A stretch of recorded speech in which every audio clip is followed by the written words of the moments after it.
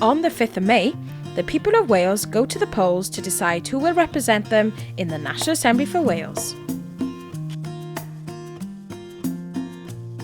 60 members make up the National Assembly. 40 of them are elected from constituency votes.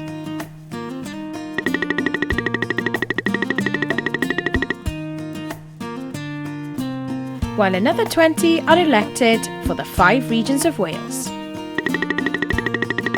These regions are North Wales, Mid and West Wales, South Wales West, South Wales Central and South Wales East. They each contain between 7 and 9 constituencies. On polling day, you'll be given 2 ballot papers. One is for your constituency vote. You put a cross in the box of the candidate you want to represent your constituency. The winning candidate is the one with the most votes. This voting system is called first past the post.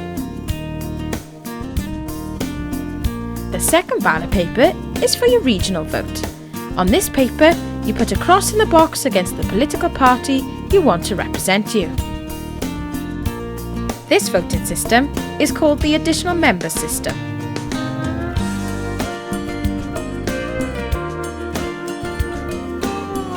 The additional member system is designed to make the Assembly more representative of the people of Wales. This is how they are decided. The number of votes from the regional ballot are counted up and divided by the number of constituencies each party won in that region, plus 1.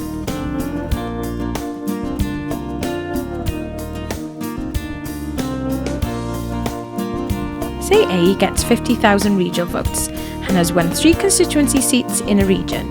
We add 3 and 1 to make 4 and divide 50,000 by 4. That gives A a total of 12,500.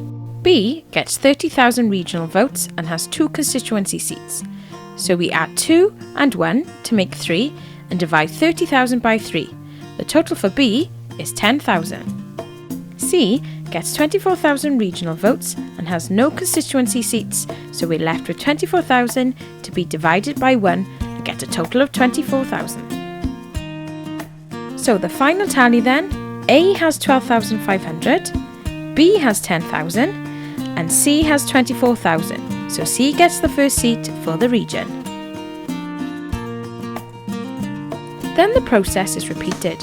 A still has 12,500 and B 10,000, but this time C has 1 seat. We add that 1, so then we divide 24 by 2 to get 12,000. So this time A has the largest total and gets the second regional seat.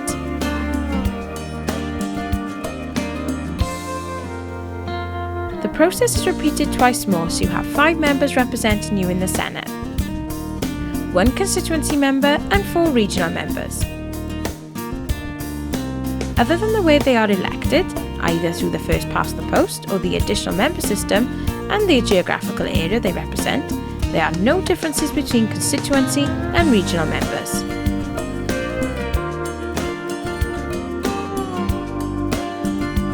More information about how Assembly members represent you and how you can influence what the Assembly does is available on our website, www.assemblywales.org.